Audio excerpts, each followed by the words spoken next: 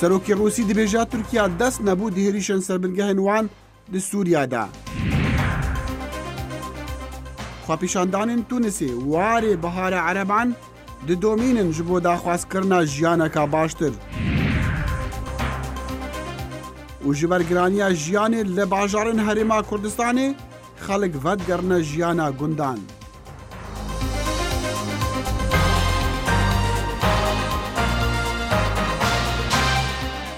سلااو و ڕێز و هیڤێن دەمەخۆش دەگەڵ کورد کۆنەکشن ji dengê Amerîka li Washington. کورد کۆنەکشن ڕۆژانی هەینی و سێشەموان لە بەشی کوردی دەنگی ئەمریکاوە ئامادە و پێشکەش دەکرێت و کەناڵی NRT ڕاستەوخۆ پەخشی دەکات. دەستپێکی کورد کۆنەکشنی ئەم ڕۆژمان لە وڵاتە یەکگرتووەکانی ئەمریکاوەیە.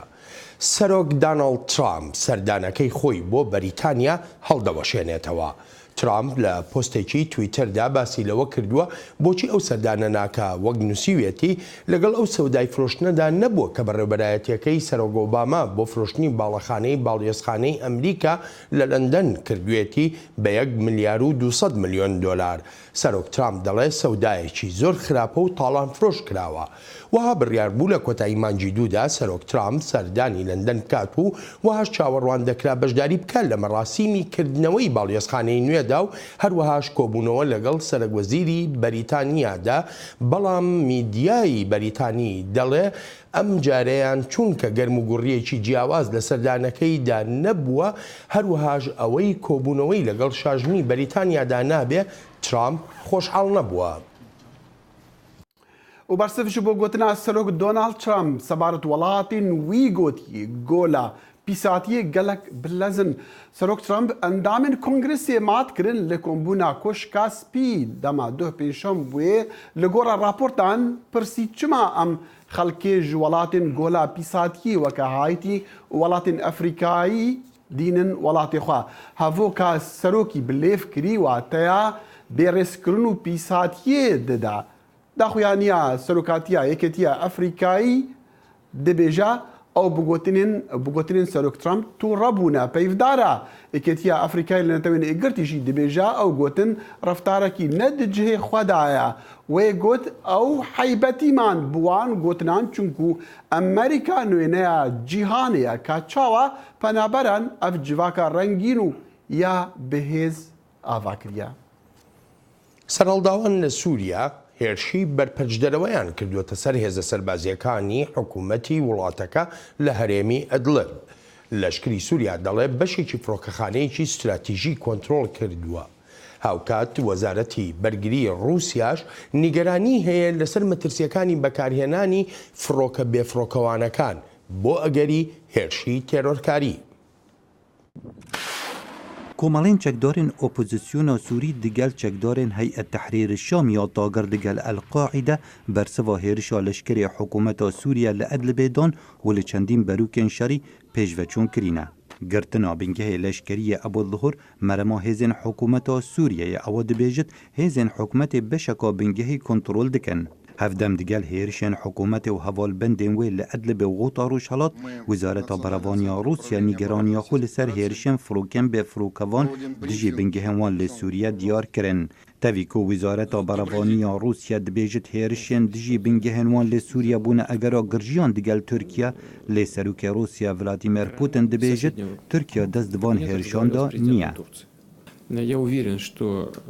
Ez bi serokê Tirkiye re axivîm û me behsa hêrîşan bi ser bengehê leşkeriyê Rûsya kir û ez piştrast im got peywendiyê leşkeriya Tirkî yan hikûmeta Tirkiye û yan jî hêzê alîgirê wan bi van êrîşa tune ye. Serokê Rûsya bawer dikit ev hêrişe bû têkdana têkeliyan Rûsya digel Îranê û Tirkiye û helweşandina rêkeftinên berê ye. Li aliyê xwe Wîzareta Beravaniya Amerîka ji piştrast kir ku ev hêrişe ne peywendî bi me yan hevalbendên me ve heye.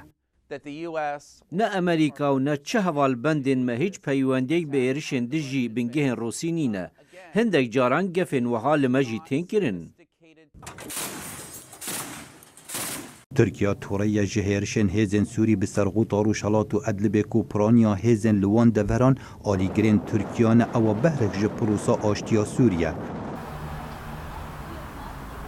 Wezîrê derveyê Tirkiye dibêjitin kirdarên leşkerî gefin bi ser kombûna çaverêkiriya Sûçî. Önümüzde Soçi süreci var. ما پێواژوویەکە چاوەڕێگەری لە سوچی هەیە دەوێ هێرش لە غوتە و عەدلی بێبێنە ڕاگرتن ئارمانجا سوچی لە هەڤئینانە حکوومەت و ئۆپۆزیسیۆنەیە لەسەر ئاستەکەی بەرفرە نەتەوەین یەکگرتی نیگەرانیاخۆ لەسەر ڕەوشا مرۆڤانی لە دەڤەرێن دوورپێچکریە نزیکی دمەشقی دیارکردن ئالیکارێ سکرتێرێ گشتیە نەتەوەین ئێکگرتی دەبێژتن ji ber rewşa xirab ez û hevalên min em hizir dikin dest ji erkê xwe berdeyn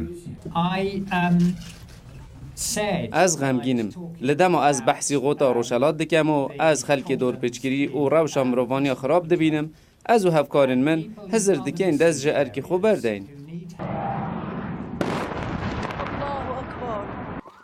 destberdan ji erkî yan konferansên nefnetewiya renge çareseriya tengaviya xelkê nekin lê helbet hêviyên xelkê bi dawî naînin Xalid Fettah dengê Amerîka و لە هەرێما جەزیرەیە سووری خەڵک گەلک کەتنە خەما بێبارانی و هشکاتیا ساڵی هەلبەت هشکاتیە کاریگەریە خراپ دکە سەر ژیانە خەڵکیە ئابووری و چاندنی و خۆیکردنا پەزژی ئەڤەژی دەردەکە دکە بە سەر دەردی گرانی ji ئەنجامی شەڕێ چەند ساڵان لە سووریادا li herêma Cezîrê li Sûriyayê denegmayîna baranê tanaha bûye cihê metirsiyeke mezin li gel welatiyan. Zihabûn bandoreke pir xerab li çandiniyê û xwedîkirina sewalan dike. Gu her du girîngtirîn jê derên aborî ne li Rojava. Cotkar hêviya wan ew e got baran derengtir nemîne û rewşa wan xerabtir nebe. Yani îsal bû carkê baran qutbûyî. Carkê baran natiye berê dihat ama genim şîn dibû alemê difrot paz heqê bi zûratê xwe derdixistin heqê filaheta xwe derdixistin îsal bi zûratê wan gişt erdê de eşk gişîn wilo de erdê dimayê. يعني وباران له تأثيرات التجارة هي لحيوانة هي نمانة كاب هي دادبة يعني شغل قالك زحمة بيها. Rêjeya zeviyên avdayî li hember zeviyên bejî pir kêm e. Desteya aborî û çandiniyê ya rêveberiya xweser a kantona Cezîrê dibêje piraniya piştgiriya wan ji bo zeviyên avdayî ye ji ber berhemê wê tê veqetandin ji bo tov û ardênan. Desteya aborî û çandiniyê tekez dike got zihabûna îsal wê bandor neke ser tovê îsal lê heger berdewam kir wê rewş pir xerab bibe. Ji bo rewşa baranê ana tiştek li cem metine illa em etimadê ser avdaniyê bikin. Di vî alî de piştgiriya mazotê zêdebûna mazotê avdaniya gome hesab kirîn û le 4 avdanî 3 avdanî hesab manatqê istiqrar em wê zêde dikin. Heta digê 5 avdan û 6 avdan. Derengmayîna baranê ne tenê li ser çandiniyê bandor kiriye û xwedîkirina sewalan pir bandor bûye û niha bi hezaran kerî bêçêrî mane. منطقة بشكل عام حمز زراعية وسر حيوانات خديتكن تكاري دي زور نينا هذا كاري ما هي سروا حيوانات وعمرهم كتشلون هذا صارك الزور زور أول جارك وتشيل المنطقة ده وإن شاء الله خدت على المبير رحمي Li gorî cotkaran ev eserê çend salan wan zihabûneke wisa nedîtiye. Ev yek nexasim di rewşa şer de wê bibe cihê aloziyeke mezin ne tenê ji bo Rojava û Bakurê Sûriyayê lê ji bo Sûrî bi giştî. Zana Umer dengê Amerîka Qamişlo. وڵاتی تونس بۆ چەندەمین شەوی لەسەر یەکە خۆپیشاندانی ناڕەزایی ئامێزی تیادا دەکرێت. دەسەڵاتدارانی وڵاتەکە دەڵێن زیاتر لە 600 کەس دەستگیر کراون لە پشێویەکانی چەند ڕۆژی ڕابردوودا. خەڵکی ناڕازی بنکەیەکی سەرەکی هێزی پۆلیسیان سووتاندووە و وەک کاربەدەستانیش ئاماژەیان پێکردووە 21 پۆلیس لەم ڕووداوانەدا بریندارن بەڵام باس لە قوربانیەکانی ناو خەڵک ناکەن لەگەڵەوەشدا کە دەگوترێت کەسێک کوژراوە. ڕووبەری ناڕەزاییەکان لە وڵاتی تونس لە بەرامبەر گرانی و خراپی ڕەوشی ئابووری فراوانتر دەبن و پێش دەچێت درێژەیان هەبێت.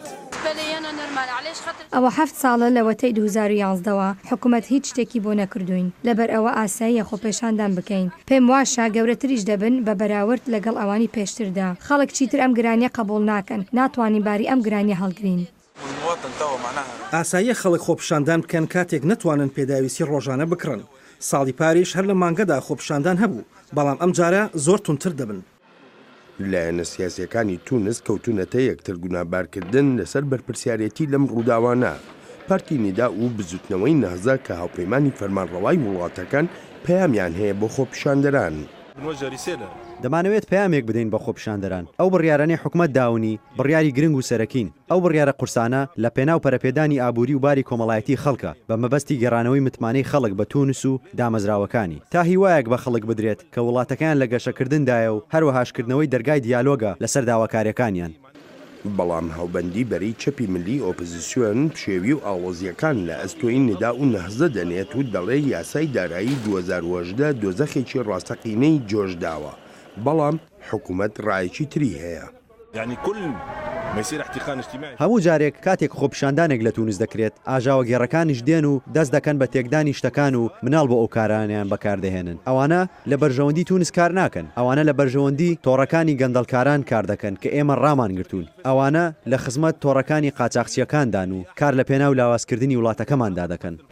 شێکەرەوە لەو بڕواایەدان ئەم یاسای داراییە بارێکی قورس و گران دەبێ بەسەر تونسیەکانەوە و بە گورزێکی کەمەرشکێنیش ناودێری دەکەن.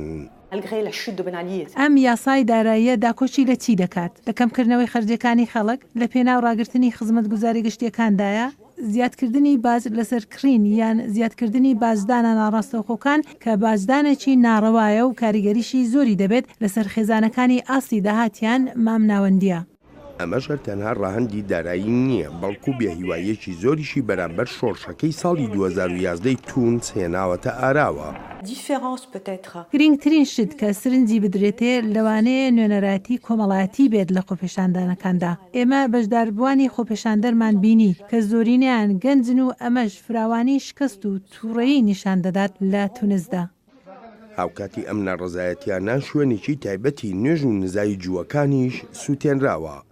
وڵاتی تونس بە وڵاتێکی سەرکەوتووی بەهاری عەرەب ناودێر دەکرێت کە لە ساڵی 2012دا لە باکووری ئافریکاوە دەستی پێکرد بۆ ڕووخاندنی دیکتاتۆرەکان. وەلێ وەک چاودێر دەڵێن فەرمانڕەوایانی نوێیان نەیان توانیوە کێشەکانی هەژاری و بێکاری چارەسەر بکەن.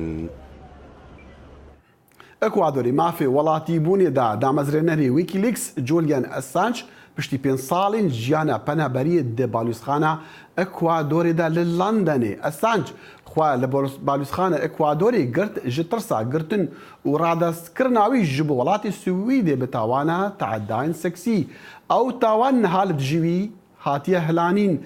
Piştî nasnamaya nûh wergirtî Assange dikare bi azadî derkeve û polîsê Brîtanî nikare wî bigire. Lê Londonê daxwaza Ekwadorê red kiriye ku Assange weka diplomat bê naskirin. Assange ji alî Amerîka jî tê daxwazkirin ji ber dizîn û eşkerekirina hezaran zanyariyên ewlehiya Amerîka. وەزیرانی دەرەوەی یەکێتی ئەوروپا جەخت دەکەنەوە لە گرنگجی درێژە پێدانی ڕێکەوتنی ناوچەی لەگەڵ کۆماری ئیسلامی ئێراندا لە کاتێکە بڕیارە لە مانگی سێدا کۆنگرێسی وڵاتە یەکگرتووەکانی ئەمریکا ڕای خۆی بڵێ لەسەر بڕیاری سەرۆک ترامپ بۆ ئەو ڕێکەوتنە. بەپێی ڕێکەوتنی ناوچی نێوان کۆمەڵگەی نێونەتەوەیی و ئێران پێویستە سزاکان لەسەر ئێران هەڵبگیرێن و ئەو وادەیەش بۆ هەڵگرتنی سزاکان ئەمڕۆ هەی نییە. دوای کۆبوونەوەی نوێنەرانی سێ وڵاتی گەورەی ئەوروپایی لەگەڵ شاندای کاربەدەستانی ئێران ڕۆژی پێنجشەممە ئەو ڕێبەرانە بە پێچەوانەی ڕوانگەی سەرۆک ترامپ دەیانەوێت ڕێکەوتنی ناوچی لەگەڵ ئێران وەک خۆی بمێنێتەوە. ئێمە ناکۆکیەکانی ترمان ناشارینەوە هەم لەباری موشکی باڵستیک و هەم سەبارەت بە کردداری ئێران لە هەموو هەرێمەکەدا. بەڵام ئەو مەسەلانە دەبێت بەجێ لە مەسەلەکانی ناوەکی چاو لێ بکرێن. ئاڵمان هەروەها پێی وایە کە جێگرەوەیەکی تری گونجاو بۆ ئەو ڕێکەوتنی ناوچی ئێستای ئێران نییە. ئێمە لەسەر ئەو ڕێبازە کۆتین دەمانەوێت لە بەرامبەر ئەگەری هەر بڕیارێک کە ڕێکەوتنەکە لاواز بکات پارێزگاری لە ڕێکەوتنەکە بکەین. بێگومان پێویستیشە پێشی چەکەکانی ناوچی بگرین لە دەمێکدا لە بەشەکانی دیکەی جیهان باز لە ئەوەیە کە چۆن ئەو چەکانەوە دەست بێنن. بەریتانیا خۆشحاڵی دەربڕی کە وەک ئەوروپایەکان توانی ویانە لەسەر مەسلەیەکی ئاوا گرنگ یەک هەڵوێستیان هەبێت. ئێمە ڕێکەوتنێکی ناوکی لەگەڵ ئێران بە پڕ بایەخت دەزانین. پێمان وایە کە دەستکەوتێکی بەرچاوی دیپلۆماتیە. ئەوە ڕێگایەکە کە پێشی ئێران بگرێت دەستی بەچێکی ناوکی ڕانەگات. بە گوێرەی ئاژانسی نێونەتەوەی وزەی ئەتۆمی ئێران بە پێی ڕێکەوتنەکە دەچێتە پێش و ئەوەش بۆ ئێمە زۆر گرینگە. بەرپرسی ڕێبازی دەرەوەی یەکێتی ئەوروپا هەر لەو کۆنفرانسی پەیامنێریدا پشتڕاستی کرد کە ڕێکەوتنەکە تا ئێستا بەباشی چۆتە پێش. ڕێکەوتنەکە بەکردەوە دەچێتە پێش ئامانجی سەرەکی خۆی دەباتە پێش کە مەبەستی چاوەدێریکردنی بەوردی و کۆنتڕۆڵکردنی پرۆگرامی ئێرانە. لە دەمێکدا وڵاتانی ئەوروپایی لە دەستپێکردنەوەی پەیوەندەکانی بازرگانی لەگەڵ ئێران سوودیان وەرگرتووە، بەڵام خۆپێشاندانەکانی ئەم دوانە لە ئێران هەڵوەستی ئەنجومەنی نوێنەرانی بەدووادا هات کە تێیدا بڕیاریان پەسەند کرد هاتووە کە ڕێبەرانی ئێران لە بەرسەرکوتکردنی خۆپێشاندەران مەحکوم دەکات و لەسەر گەمارۆکان هەروە بەردەوام دەبن. لەگەڵ پشتیوانیکردن لە خەڵکی ئێران ئێمە دەبێت شی بکەینەوە کە ئەوان ئامانجی گەماروەکانی ئێمە نین و گەماروەکانی ئەمریکا بۆ سەر ڕژیمی ستەمگەر و هۆکاری نەسەخامگیرە نەک خەڵکی ئێران. ئەندامێکی کۆنگرێس زەختی کردەوە کە خەڵکی ئێران لەبیر ناکەن. ئێمە لەوەدا یەکگرتوین کە ئێران هاوپەیمانێکی ئەمریکا نییە، لانی کەم کۆماری ئیسلامی ئێران هاوپەیمان نییە. ئەو ئەنجومەنە هەرگیز چاپۆشی لەو پەڕی پێشەرکاری مافەکانی مرۆڤ ناکات هەر لەبەر ئەوەی حکومەتی ئێران پەسەندی کردووە پرۆگرامە ناوەکیەکەی سنووردار بێت. لە مانجی مارسدا کۆنگرێسی ئەمریکا هەڵوەستی سەرۆک ترامپ سەبارەت بە ڕێکەوتنی ناوچی ئێران تاوتۆ دەکات. وەزیری خەزینەیە ئەمریکی دەبێژە ئەو چاوەڕێ دەکا کۆش کاسپی جزای 9 لەسەر ئیرانê دەینەوە کە بەرسەوژ بۆ بەرناماوێ یا موشەکن بالەستیکی و کریارên wê yê dibin egerê تێکدانا تەنەهیا ڕۆژهەڵاتە ناوین ئەف پێشبینی هەفدەمێ نەڕازیبوونایە دی ئیرانێدا لە دژی سیاستên ئابووریên حکومەتê و daxwaza jiyaneka baştir. Balûze Amerîka li netewên êgirtî jî gefeyan li Îranê dike û daxwaza karên tuntir li dijî wê dike. Gelo ev çi gefene li Îranê tên kirin. Me ev pisyar jê Ulysses kameranî kir ew şarezayê siyasetên derve li navendê Millennial Policy lêre li Washington. ئەو بڕۆهنی دەربڕینا سیاسەتەکە تونتر یا ئەمریکایە خۆلێدانەکە بەهێزە لە هەمبەر ڕژیمە ئیرانê ڕێڤەبەریya سەرۆک ترامپ dixwaze xwe dûrî siyaseta Serok Obama ragire ku çavê xwe ji karên rejêma Îranê digirtin dema li 2009 bi zorî û zordariyê xwepîşandan tepeser dikirin û çavên xwe ji destê werdana rejêma Îranê Lubnanê, Sûriya, Yemenê da digirtin. Serok Trump û hikûmeta wî û nûnera Amerîka divên bi rohnî diyar bikin ku divêt Îran amade be ji bo siyasetek cuda jiya berê û Amerîka amade ye piştevaniya gelê Îranê bike dema daxwaza civakeka azad û azadiya siyasiya berfireh dike. Başa me besta balûza Amerîkî çi ye demadbêjt İran di jêr çavderiyê de ye? Şirûveka rast û rast ji vê hevokê ranîne.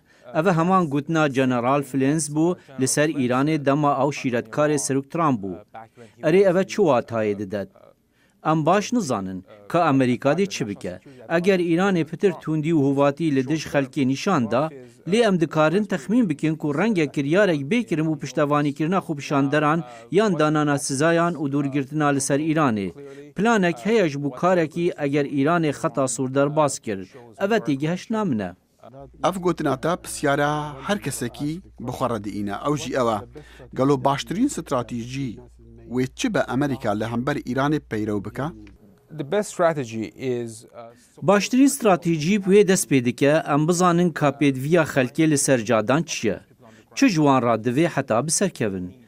Li heman dem divê şiyanên rejêmê bên vederkirin û tevaya alavên wê yên tepeserkirina xelkê divê dûrgirtin û cezakirin li ser wan kampanya bêdanan ku şiyanên teknolojiyên rejêmê prêve dibin ku internetê ji ser xelkê dibirin û pexşa dengê Amerîka dibirin. Çunke Îranê niha dezgeh hene dikare peywendiyan vebir bike û pexşê radyo û televizyonan têk bide. Divê dûrgirtin li ser wan kampanya bêdanan ku wan alavan difirûşne Îranê. Êk ji wan welatan Almanyaya. Pitir ji wê jî Amerîka dikare şiyana televizyona Îranê û dezgeha ragihandina Îranê veder bike. û nehêle ew teknolojiya bi dest bikeve yan satelayt hebe li dervey sinûrên Îranê. Ev ca çendî em wan veder bikin hind xelkê Îranê dê azadî hebe. Daxwaza herî lezgî niha internête. Hikûmetê ew vebir kiriye. Sansûr li ser malperan hatiye danan û rêkên peywendiyan ji xelkê rahatîne birîn ku giringin bû rêkxistina nerazîbûnan. Nebûna rêberatiya xwepêşanderan baş e yan xirab e? Ew ê di qazanca hikûmetê de be? هەردوو لایەن هەنە یا باش ئەوە حکوومەت نکارەوان بگیرە وەکە 2009 ئەو گرتن زیندانکردن و دەستە سەرکردن و هەر تش سست و خاف بوو. خالا دییا باش ئەوە ئەو ڕێبنێن بناوێ ڕێفورمخواز و جەماوەری نکارن خەلکێ بفروشن بناوێ ڕێفورمان. بە هەمان شێوەی خاتەمی و ڕۆحانی و بناوێ ڕێفورمخوازە دەهاتن بنافکردن لێوان خەلک فرود و دگەل خەلکێ نەمان. بە ئالێکی دی لایەنێک خراپ هەیە ئەو دبە ئەگەرانە ڕێخستنە خۆپیشاندانان. ئەم دبینن دە هەمان دەمێدا لە دەهام باژار و باژاڕووک و گوندان نەڕازی بوون بەردەوامن لێ باش نەڕێخستینە. تو باوەردێکی سەرۆک ترامپ دێ پتر جددی بە سیاسەتا دژی ئیرانیدا؟ بەلێ ئەم وێ چەندێ دبینین ئەو دێ جدیتر بە. ئەم چ دبینن؟ ئەم کریارێکی دبینن؟ وی سزایên ئابووری دانینە. ئەم دبینین ku ئەو سزا پتر li ser şerîketên Îranê û şerîketên sazkariyê ku girêdayê hêzên supaya pazdaran in. û ew kesên karî ji wan hêzan radikin û her wiha piştevaniya devkî pirêka peyamên twîtan. Em dibînin nûînera Amerîka li netewên êgirtî pirsa Îranê azirîne û digehîne civata tenahiyê. Ev e piştevaniye, ev e handana gelê Îranê ye. Tenha gote me netewên êgirtî nikare tiştekî bike. Belê eger behsê biryareka civatê bikeyin, ez nabêjim ew nikare çi bike. Ez dibêjim nikare biryarekê derbas bike ku encamekê mezin û lezgîn hebe.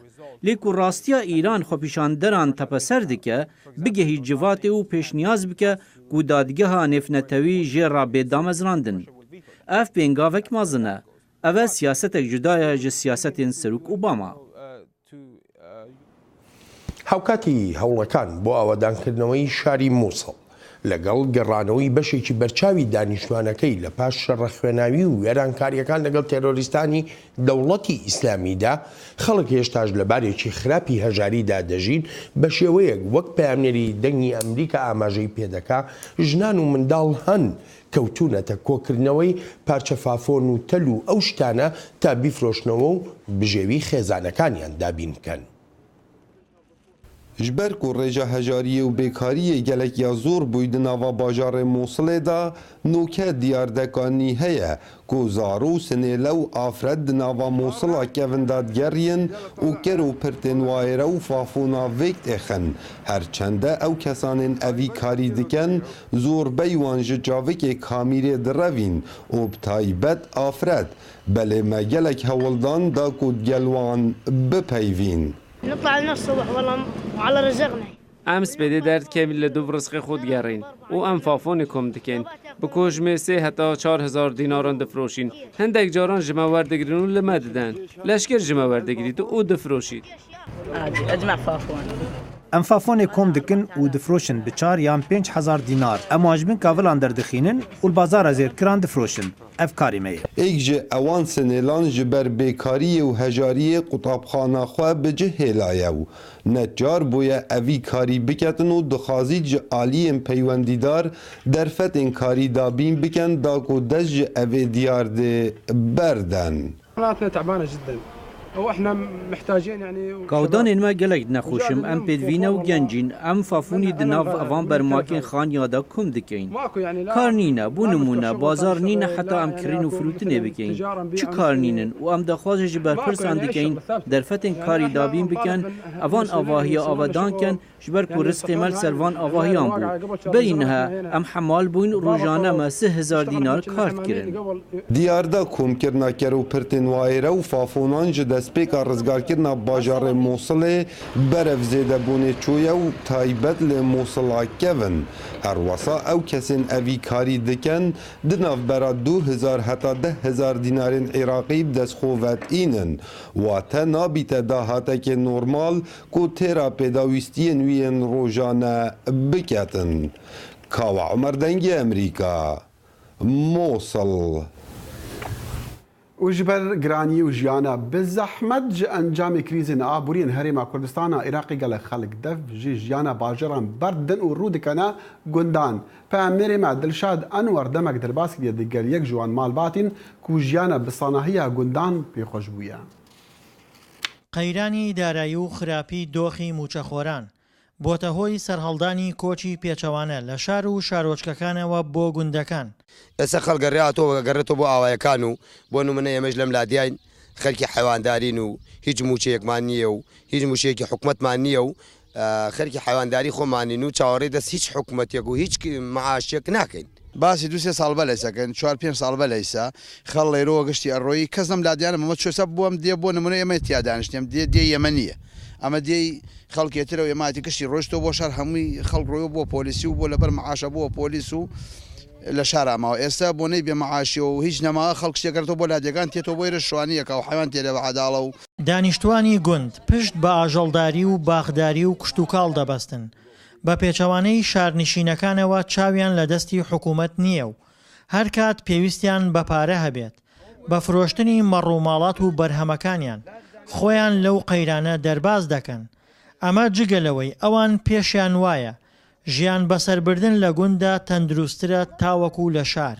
ئێستا خەڵ لە لادیا ئازادە یعنی هەر ئیشە بکەیان نیکە پێویستی بە پارەی حکوومەت یا بجیان موچەند نییە هیچ وەزعێتە ئەسیری ناگات لە سەرمان و ئیشی لادە ئیشێکی خۆشە تەوان ئەمام شتێکە هەر لە ناو کووردا بوو لە کۆن و بمان ماوەتەوە ئێستا گەنجێکین هیچ ئیشێ و کارێکمان لە شاران نییە بۆیە لەگەڵ باوکماتینەوە بۆ ئاوای خەریکی حیوانداری و فەلاعاتین و بژێوی ژیانمان دەرەکە و ژیانێکی خۆشە و بەڕاستی ژیانی لادێ زۆر لە ژیانی شار خۆشترە دوورەکەوی تۆ لە جەنجاڵی شار و لە قەرەباڵخی شار و قانعی شاعیریش هەر لە کۆنەوە وتوویەتی ژیانی لادێ سەیرانە گەرچی تۆزێک گرانە بۆیە دانیشتوانی لادێ سەرباری ماندووبوونیان بەڵام ئەو کاتەی کە مەجلیسی دانیشتنیان گەرم دەبێت و پێکەوە نانێکی بە کۆمەڵ دەخۆن ماندوێتیان دەردەچێت هەروەک لە گوندا پیا و ژن هاوکار و هەماهەنگی یەکترن و پێکەوە ئیشوکارەکانیان ڕادەپەڕێنن.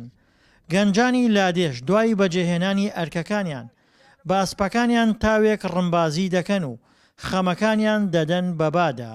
کاکەمە حەزوارە زوویەکە لە باو باپیرانە مەمان ماوەت و درێمەش بۆ ڕاوشتۆکاری تێرین و بۆ لە لادێک و وەلادەیەکی تر پێ ڕۆین و تر لە فستیڤال لە شوێنە بکرێ ڕۆین پێی و ڕاوی پێەکەین لەم گوند بۆ گوند چەکی دەستمانە لە جادی سیارە پێڕۆین.